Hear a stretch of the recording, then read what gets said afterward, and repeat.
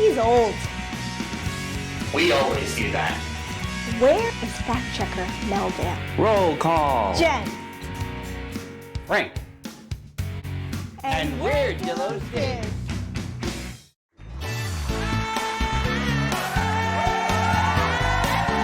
It's Theme Park Thursday Live with Dillos Diz.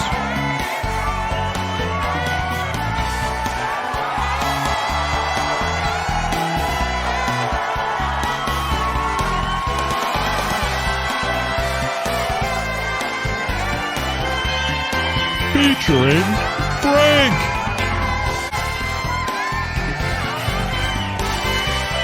And Jen. Hey, I have a question. What you're wearing, you've worn it before, and I always mean to ask. I need to see the whole thing, because seeing it from here, I'm like, I don't know what this is that you wear sometimes. So this was part of my Halloween costume. It's a hoodie, technically, but it is made up as Hades from The Descendants. Right. Okay. Mm-hmm. And I feel like I have to put it to other uses. Right. I think it's funniest when I walk the 6-year-old to school with it on. So next week, Theme Park Thursday Live 30 and 30 as Jeffers, the 30-30 Club. We'll call it the 30-30 Club. All right. We're just making things up. Theme Park Thursday Live, the 30-30 Club. Boom. Done. Next week. See you there. Wait a second. Hold on. Hold on. Next Thursday. I didn't know what. It's the day before Jen's birthday next Thursday. That's why we didn't even get to talk about that on the podcast this week. That's Too busy okay. talking to Dee Dee. And guess what? Like, we have we're almost 3 weeks plans at this point, and I like it. None of them are focused on my birthday, and I like it. Topic number 3: Figment on Spaceship Earth last week. At first, there was a whole week of all these. Get excited. We have a plethora of Figment popcorn buckets this year. Then, and I'm going to, again, there was this stuff at the Odyssey I want to talk about. Mm-hmm. And then over the weekend, the debut of a medley, as it were, from Journey into Imagination, the original, and the presence, Figment's presence, just surrounding, embracing, hugging, holding Spaceship Earth in its small little dragon arms. But you watch the video. Unless you were Lexi, who was there over the weekend, that's fine. Lexi, you were there. You were at Epcot, drinking around the world, watching Harmonious before it goes away. That's totally fine. But yeah, you watch it and you go, I want more of this. That's how we are anyway, Jen. Oh, yeah. Well, 1,000%. First off, I also, Lexi saying she loves her Figment popcorn bucket. To all of you that waited hours and hours and hours a while back for your Figment popcorn buckets, are you like, really? Really? You brought it? People are just able to get it a lot easier now? Okay. Just wondering about that. But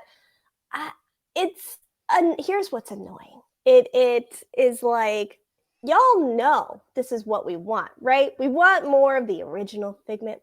We want those feels. We want the nostalgia. You know we want it because you're doing it. Right. You're doing this show on Spaceship Earth. You're doing the Odyssey stuff. You know we want it. What? Stop acting like. I hate that they put like the question in the surveys sometimes. Over the past few years, like, do you know Figment? Do you like him? Stop it. We love him. He represents a lot of what Epcot is, and we want more of it. And also, take what you did in the Odyssey and go put it back in the Imagination Pavilion. Stop it. Stop all of it. I'm just going to tell you. I had a much stronger reaction than I was anticipating for the restoration of the original pin screens that were up in the Image Works. Yeah, you got a large table. You got thousands of straight pins underneath. You can put your hand underneath and it shows your hand. That's right. You can slide it across and you watch it go back and forth.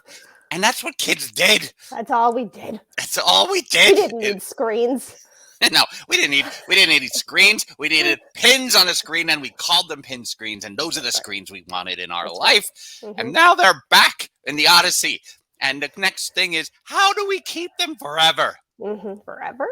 How many hand sanitizing stations are next to this pin screen? Because they weren't there in the 80s, by God. Everyone step up, wash your hands. Okay, now you can go touch it. I mean, that was one thing. Yeah.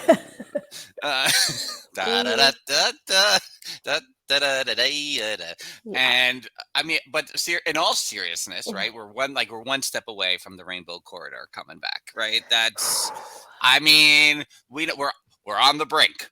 Right? Yeah. How do you not see that social media excitement, Disney? What are you going to do to parlay it into the next thing? Yes. You have to yes and these things, right? You yes anded it from the bucket. Now you got pin screens back, and I'm so excited. And now you got the thing on Spaceship Earth.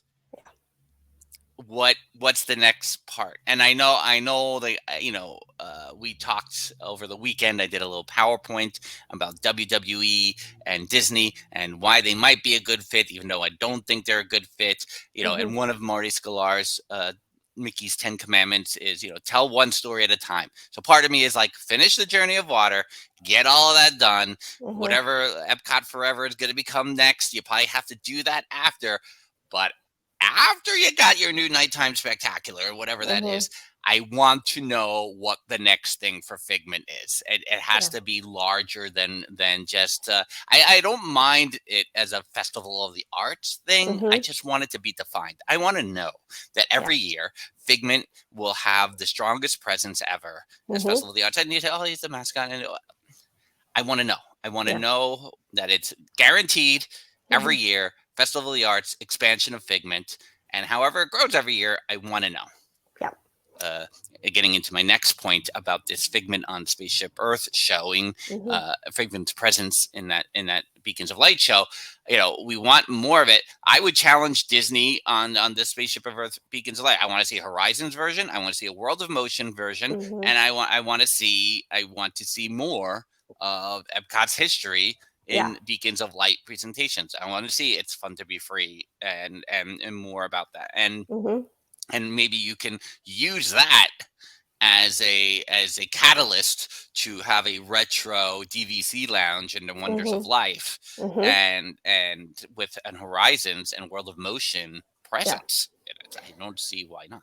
I mean, to build off of that, if you turn Wonders of Life into you want to go back in time to retro Epcot, you just go into that building. And considering how it's set up, and it was set up in, the round formation of kind of like Innoventions was, where you're kind of going through exhibits. Yeah. You can go through that of like the history of Epcot and rides that were there and weren't there, and kind of taking you through the process of that. And then you have the event space upstairs.